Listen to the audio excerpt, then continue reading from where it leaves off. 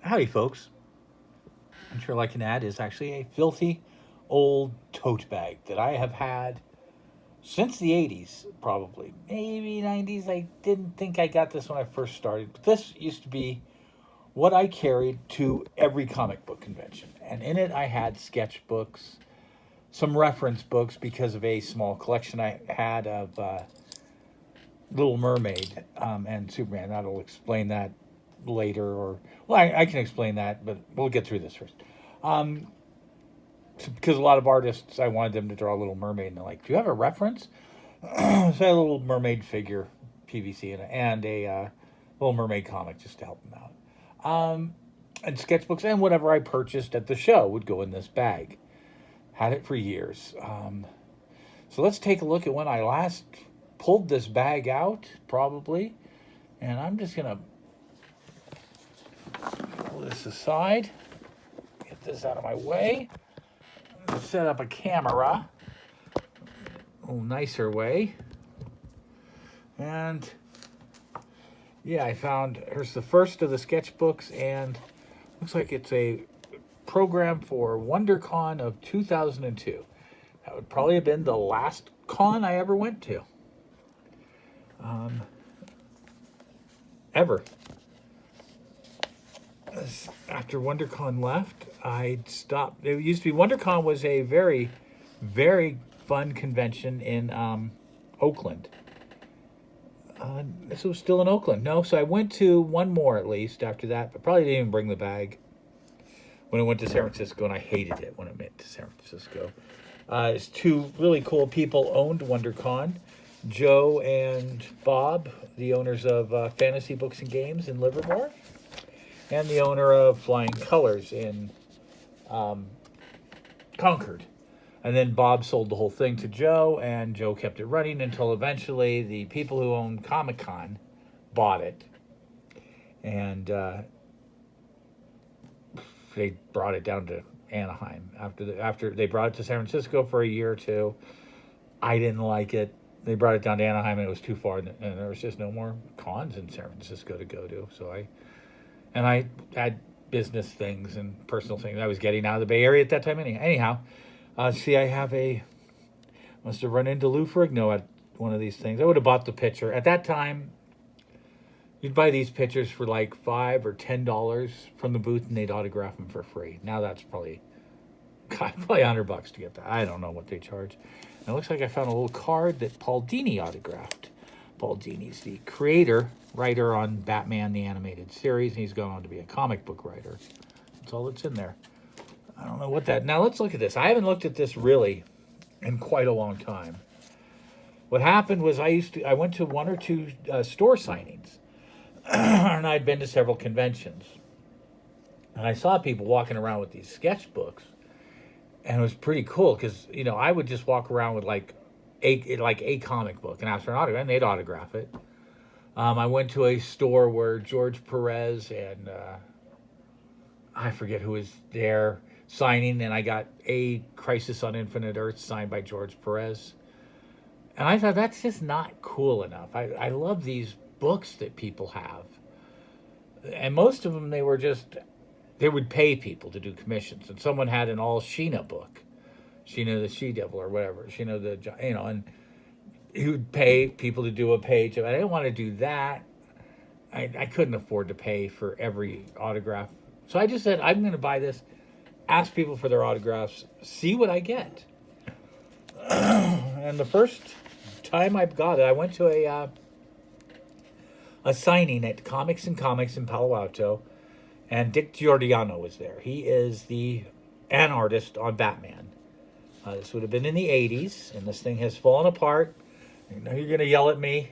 You're going to be like, how is this? And this was something I carried for 20 years and then put away. It was just, some of these people weren't big at the time. Some were. It was just, they were my friends sometimes. And so it just wasn't a valuable thing. It was just a neat thing to do at the conventions. It was free. It was fun. It took all my time. It was really just, and that's it. It's beat. Yeah, it could have been bound, could have been preserved. It wasn't. So that's the way it is. So we got here, Dick Giordano drew this Batman for me at Comics and Comics. That really took him just minutes, just no time at all. He just whipped it right out. Well, that sounds horrible. He just, just bang, bang, banged it right out. That's it. And then I saw him again, and it was, he signs it one more time. Oh, this was in 85. That's when I started, 85. And then I saw him 5 years later, and he's like, I don't do that. I've never sketched. Did I sketch in a book? And I said, yeah, you did. That's you. He goes, that's me. He goes, I don't do it, but I'll just do this. One more time, Dick Giordano. We got another Dick Giordano. I ran into him. And one more in 90 and 95. And I don't know when that is. Is that he? That's not even him. That's someone else. I don't know who that D is at the bottom. And then also at the top, there was a Greg Espinosa. He's not big, but he's a nice guy. He used to do the circuits. See, I would just go up and ask anybody for their autograph. And that's what I asked. Can I get your autograph? And some people would say, I'm an artist. I'm not an artist, or, I'm a writer. I don't autograph. And I'm like, I don't write in, I don't draw pictures in sketchbooks. I'm like, I'm not asking for a sketch. I'm asking for an autograph. Most of the artists did a quickie sketch. One or two people went in and went crazy. But mostly it's just quickie head sketches, so and the reason I'm saying this is because I was offered, it was a thank you present that someone asked me about. I pledged $1 a month on a Patreon. And I was told that, she contacted me and said she's, because she's an artist, and I wanted to support her art a little bit as I could. I couldn't afford a whole lot. I did too much stupid comic stuff this month anyway. But, and, I didn't want to, I just wanted to pledge $1 just to say, hey, I like what you do. Here's what, you have a Patreon. I mean, that's something, right, I guess. And then I got a message back, thank you. I'd like to do a thank you, or you get a thank you sketch or something. I forget exactly how it was worded. And I said, no. I only pledged $1. I don't feel right having you sit down and doing a full sketch. I mean, these are things people do, in 2 seconds. For $1? No, that's not right. I mean, I bought commissioned pieces like that Carrie I showed you almost a year ago. And I've got a garage. I got more in the garage that will be coming out. You're not even going to see this whole book. I've got 2 more books. I don't want this video to go over 20 minutes, really. And I said, no, I'm not going to. No, that's okay. You don't have to do anything for $1. I would just feel so bad paying $1, I mean, if I want to get a commission, I'll pay 20, 40, whatever, or just throw a autograph. That's, but, not at $1. That's not right. I can't do that. But here's Larry Welts. I've mentioned him before. He did Cherry. Actually, the book was originally called Cherry Pop-Tart. Then the Kellogg's Corporation sued him. It's an X-rated comic book, and we're not talking hard R. We're talking X-rated, penetration, facial, everything, And it's based looking like Archie. I guess by issue 2, he had to say that she just turned 18. That's what it says at the beginning of every book. Cherry just turned 18 yesterday. Because people got upset. She's a high school student, isn't she? Just turned 18 yesterday. Because she doesn't look, young, but it is a parody of Archie. So there's Cherry, Patty Cake. There's Cherry's mom. I forget who these two, but every time I saw Larry at a show over the years, he would draw one more character into the page, his page. You see Larry Welts 93, Larry Welts 90. I don't know when Cherry would have been before 90, so I don't know when I saw that, 88, 89. 85, somewhere between 85 and 90s. He drew that one, the first one. Mom was probably second, then Patty, and then these two. She's the smart one, and she's the evil one. But in the book, it's funny. It's actually a poignant book. It's a good book. I've told the story of how I went to a hotel party in his room. He's a good guy. I like him. And I said I wanted to get a cinnamon Pop Tart sketch, and he's like, "No, no effing way, no." And see, cinnamon Pop Tart was Cherry's younger sister in one page, one splash page of one comic. And she just comes out and says, I'm Cherry's young. Now, we know Cherry turned 18 yesterday, always. So if she's younger, she's under 18, and she just grabs her shirt to lift it, and all of a sudden a hook comes off panel and pulls her off the page, which I thought it was one of the funnier skit type of pieces, But he said, no, I got in so much trouble for that. I'm not touching that character again. So they had a speaking to him. And not his public, because he was self-published, but I think the feds, from what he said. Now here we have another page. This is a good one here. Now what we have here is the late Dave Stevens. Dave Stevens created Rocketeer. And he drew a Rocketeer sketch, and he also ran into me. I ran into him at a show later, and he's like, "I drew a rocket. Wow, I hadn't done that in years." I go, "It was years ago," type of thing. And he just did a one more time, Dave Stevens. But Dave Stevens, he created Rocketeer. He kind of invented Betty Page, because he was fascinated with Betty Page, and the Rocketeer's girlfriend, that's played by, oh gosh, I can't remember her name now. She's in Requiem for a Dream. She's in that mall movie where she rides the horse very sexy. She's a very beautiful girl, and I can't remember her name. But her plays the Rocketeer's girlfriend looking like Betty Page.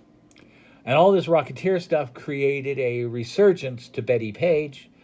And Dave Stevens wrote books, and he did comics about Betty Page. And finally, one day, he was able to track down the real Betty Page, a little old lady living in Florida. And he said he wanted to introduce himself. And he says, "I'm just so thrilled to meet you, Betty." And she's like, "Betty's nobody." Because at the time, she just did this stuff in the 50s, Betty did, and forgot about it and went on and lived her life. To her, it was over. And she said the whole world knew Betty Page when Betty Page that was her quote. The whole world knew who Betty Page was while Betty Page had forgotten. That was kind of cute. So he showed her. He took her to a Tower Books. I probably at the time would have been Tower Books, and he showed her a whole end cap of Betty Page memorabilia, and she was amazed. And this is Sakai. That is the guy who invented Usagi Yojimbo, and there he is. Chris Menard, he was a Wonder Woman artist. He did also Doctor Strange for me. There you can see Chris in there. Now there we have Kelly Jones. I mentioned Kelly Jones in my Batman video and some others. He was also a Sandman artist. He's one of my favorite Batman artists, but he was a Sandman artist, and he did a Sandman. Kelly Jones. And Art Thibert. That's how it's pronounced, Art Thibert. And I guess, yeah, that would have been his. And I don't know these two for sure. Mike, wow. That's Mike Allred. That's, I didn't know I had him. Mike Allred is still a big name. He created Madman, and he did a recent Silver Surfer that I've talked about that's amazing. Wow.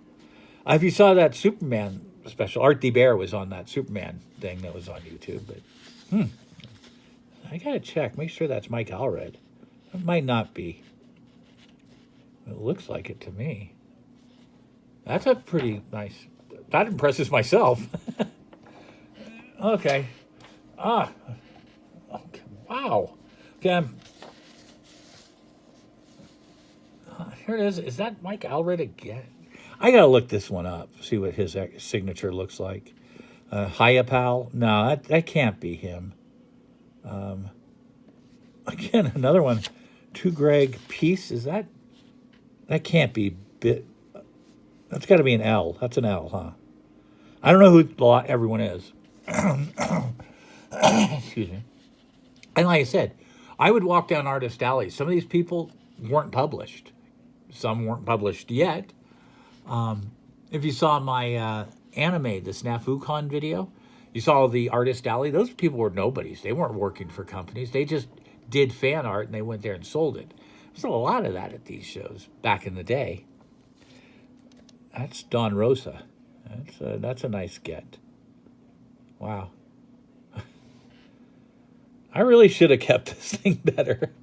Don Rosa is one of the greatest Donald Duck artists. He took over for Carl Barks. So it's basically Carl Barks and Don Rosa doing Donald Duck. So that's sweet. Reed Waller. That's not just a skit. That's a Omaha the Cat Dancer. She was an X-rated comic about a cat and the whole world of cats, and she was an exotic dancer. Okay, this is a nothing page, I see. But beware that, I don't know what the hell this guy was doing. Beware of the Fur Man, whoever he is, back in '89, but happy reading. I think he was a writer. Adam Warren, the name is familiar. That's obviously a manga-inspired art. And this is, she's nobody, honestly. I mean, she was just doing furry type fan art, and and it took her a while though, because she did a lot of coloring to this and stuff. It's a really nice. And all I said, can I have your autograph? She's like, I'm not published. I'm like, I don't care, So you might be someday. I kind of remember that one. I remember this one. This is a Tarzan artist, and he sat down and he talked for a while about art to me and how to look at arm and how to read angles. And like a lot of times an arm will be out and the line of sight is supposed to go to the end of the hand, and there will be and it's how you read through the panels. I mean, it was just like me and 5 other people, but he sat there and he took out a book that someone had, it wasn't even his, and he showed how to read through it in a way that I had never known. I always kind of looked at the panels, like everyone does, but there's more to it. There's so much more, how you can look at where your line of sight's supposed to go and what you're supposed to be seeing, and how to, it was really neat to me to sit there for at least half an hour listening to a great artist, Hogarth, tell us about art. I mean, it was really. So I'm at the Cow Palace, actually. Some weird convention. I don't know why I remember that, because I don't remember who did this, and that's a cool Star Trek looking piece. And I don't know who did my Sandman here, Craig Flessel. No clue, but I remember that lecture. That was so. Okay. Terry Austin, he's an artist, but he said he had to do Popeye. I don't know why. He doesn't draw, because he said, what do you want me to draw? Whatever. So, whatever, Popeye.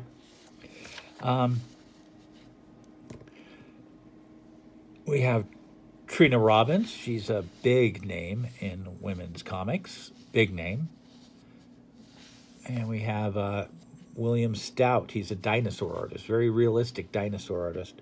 Would have seen him at the same convention in the Cow Palace. We have a place in San Francisco is there called the Cow Palace.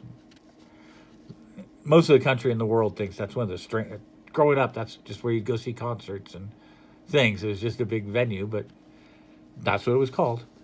And that's a well-known artist called Rob Liefeld. Some people may have heard of him.